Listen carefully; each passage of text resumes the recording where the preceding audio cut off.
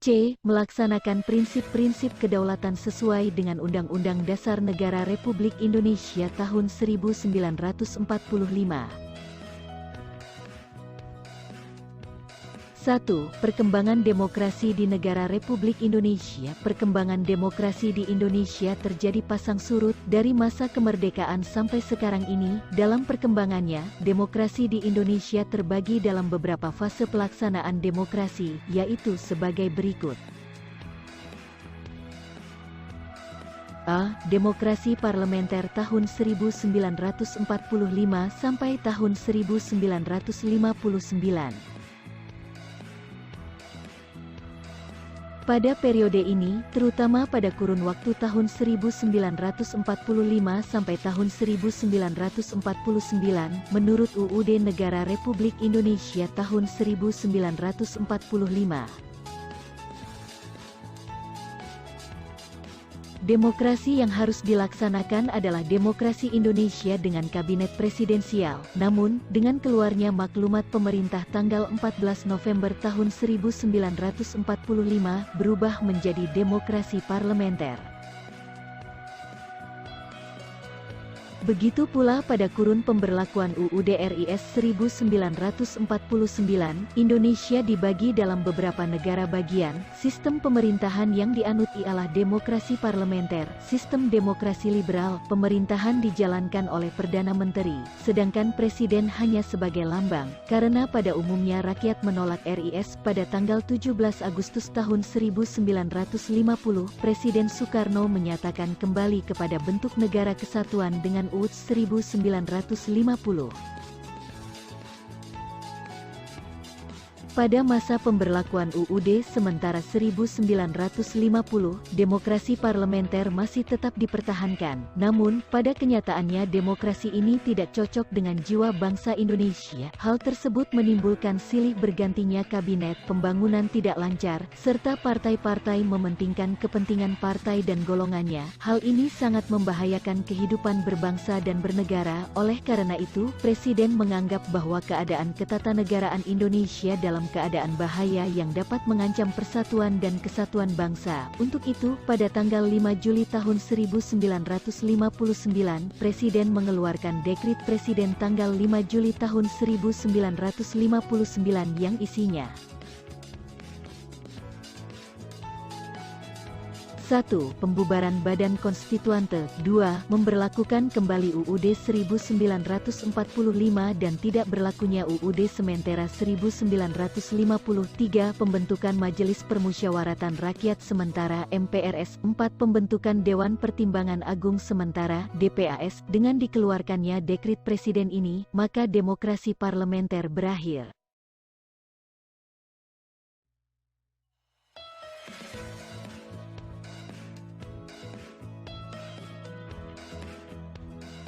B. Demokrasi terpimpin tahun 1959 sampai tahun 1966.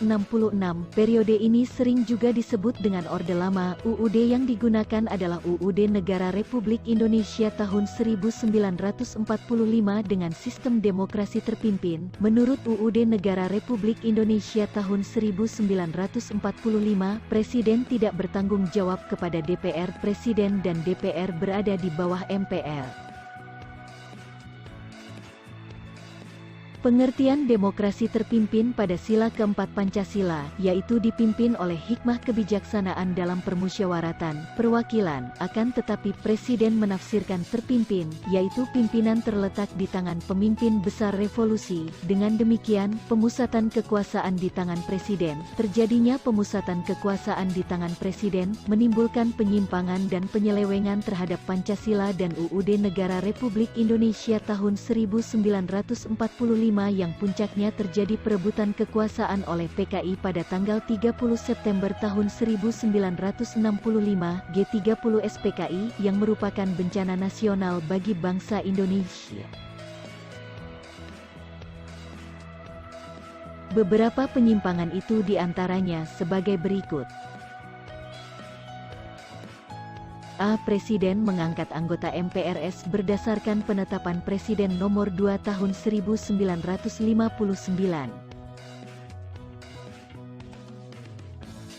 B. Presiden membubarkan DPR pada tanggal 5 Maret tahun 1960 karena DPR tidak menyetujui RAPBN yang diajukan tahun 1960 dan Presiden membentuk DPR pada tanggal 24 Juni tahun 1960. C. Presiden melakukan pengintegrasian lembaga-lembaga negara berdasarkan penetapan Presiden nomor 94 tahun 1962 tanggal 6 Maret tahun 1962, yaitu Ketua MPRS, Ketua DPR dan Wakil Ketua DPA mendapat kedudukan sebagai Wakil Menteri Pertama, serta Ketua Mahkamah Agung, Wakil-Wakil Ketua MPRS dan DPR mendapat kedudukan sebagai Menteri. D. Pengangkatan Presiden seumur hidup melalui MPRS nomor 3 MPRS 1963. Penyimpangan politik luar negeri, di mana Indonesia hanya bekerja sama dengan negara-negara sosialis komunis dan melakukan konfrontasi dengan hampir semua negara barat. F. Presiden membubarkan Partai Masyumi dan Partai Sosialis Indonesia yang sesuai dengan nilai-nilai Pancasila, tetapi memberikan kesempatan berkembangnya Partai Komunis Indonesia yang jelas-jelas bertentangan dengan nilai-nilai Pancasila. Penyimpangan-penyimpangan tersebut membuat stabilitas politik dan kehidupan ketatanegaraan tidak berjalan sebagaimana mestinya, terutama masalah keamanan dan ketertiban masyarakat. Hal tersebut menjadi pemicu terjadinya puncak kekacauan dengan adanya peristiwa gerakan tanggal 30 September sebagai pemberontakan yang dilakukan oleh PKI. Pemberontakan tersebut mengakibatkan gugurnya para perwira tinggi Angkatan Darat.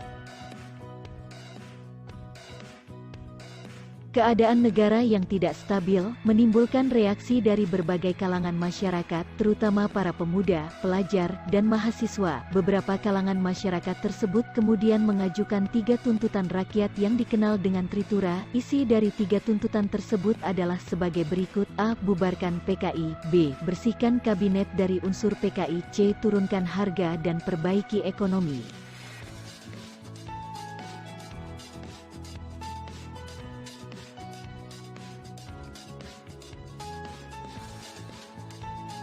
Tuntutan rakyat ini mendapat tanggapan dari pemerintah untuk mengambil langkah-langkah konkret, terutama dalam menciptakan keamanan dalam negeri yang ditandai dengan dikeluarkannya Surat Perintah 11 Maret atau dikenal dengan Super Semar dari Presiden Soekarno kepada Jenderal Soeharto. Tidak lama kemudian, masa kepemimpinan negara beralih dari Presiden Soekarno kepada Presiden Soeharto, yang dikenal dengan masa Orde Baru. Pemerintahan Orde Baru bertekad untuk melaksanakan Pancasila dan UUD Negara Republik Indonesia tahun 1945 secara murni dan konsekuen. C. Demokrasi Pancasila tahun 1966 sampai tahun 1998. Periode ini dikenal dengan sebutan pemerintahan Orde Baru yang bertekad melaksanakan Pancasila dan UUD NRI tahun 1945 secara murni dan konsekuen. Pada periode ini, secara tegas dilaksanakan sistem demokrasi Pancasila dan dikembalikan fungsi lembaga tertinggi dan tinggi negara sesuai dengan amanat UUD NRI tahun 1945.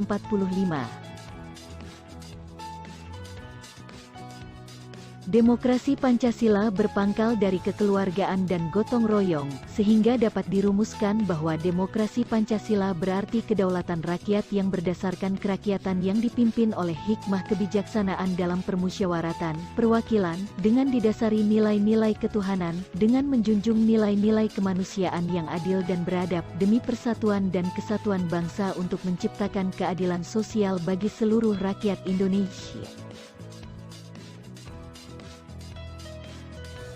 Dalam demokrasi Pancasila, musyawarah untuk mufakat sangat diharapkan karena setiap keputusan dalam musyawarah hendaknya dapat dicapai dengan mufakat. Tetapi bila tidak tercapai mufakat, maka pengambilan keputusan dapat ditempuh melalui pemungutan suara. Demokrasi berlandaskan Pancasila dan UUD Negara Republik Indonesia tahun 1945 memiliki keunggulan tertentu. Keunggulan tersebut antara lain: A. Mengutamakan pengambilan keputusan dengan musyawarah mufakat dalam semangat kekeluargaan. B. Mengutamakan keselarasan dan keseimbangan antara hak dan kewajiban, antara kepentingan pribadi dan kepentingan umum. C. Lebih mengutamakan kepentingan dan keselamatan bangsa di atas kepentingan pribadi dan golongan. Dalam pelaksanaannya sebagai akibat dari kekuasaan dan masa jabatan presiden yang tidak dibatasi periodenya, maka kekuasaan menumpuk pada presiden, sehingga terjadilah penyalahgunaan kekuasaan. Hal tersebut ditandai dengan tumbuh suburnya budaya korupsi, kolusi, dan nepotisme. KKN, kebebasan bicara dibatasi, praktik demokrasi menjadi semu, lembaga negara berfungsi sebagai alat kekuasaan pemerintah, lahirlah gerakan reformasi yang dipelopori mahasiswa yang menuntut reformasi dalam berbagai bidang. Puncaknya adalah dengan pernyataan pengunduran diri Soeharto sebagai presiden, kemudian digantikan oleh B.J. Habibie yang pada saat itu menjabat sebagai wakil presiden. B. Demokrasi Pancasila masa reformasi 1998. Sekarang demokrasi yang dikembangkan pada masa reformasi pada dasarnya adalah demokrasi berdasarkan pada Pancasila dan UUD Negara Republik Indonesia tahun 1945 dengan penyempurnaan pelaksanaannya dan perbaikan peraturan-peraturan yang tidak demokratis. Selain itu, dengan meningkatkan peran lembaga-lembaga negara dengan menegaskan fungsi, wewenang, dan tanggung jawab yang mengacu pada prinsip pemisahan kekuasaan dan tata hubungan yang jelas antara lembaga-lembaga eksekutif, legislatif, dan yudikatif. Demokrasi Pancasila saat ini telah dimulai dengan terbentuknya DPR MPR hasil pemilu 1999 yang memilih presiden dan wakil presiden, serta terbentuknya lembaga-lembaga tinggi yang lain. Bergulirnya reformasi yang diiringi dengan perubahan dalam segala bidang kehidupan, menandakan tahap awal bagi transisi demokrasi di Indonesia. Sukses atau gagalnya suatu transisi demokrasi, sangat bergantung kepada beberapa hal berikut. A. Komposisi elit politik. Dalam demokrasi modern dengan bentuknya demokrasi perwakilan rakyat, mendelegasikan kedaulatan dan kekuasaannya kepada para elit politik. B. Desain institusi politik. Para elit politik mendesain institusi pemerintahan dan memiliki pengaruh besar dalam menentukan apakah demokrasi baru menjadi stabil, efektif, dan terkonsolidasi. C. Kultur politik atau perubahan sikap terhadap politik di kalangan elit dan non-elit. D. Peran civil society, masyarakat madani untuk menciptakan kultur toleransi yang mengajarkan keterampilan dan nilai-nilai demokrasi, sikap kompromi, serta menghargai pandangan yang berbeda.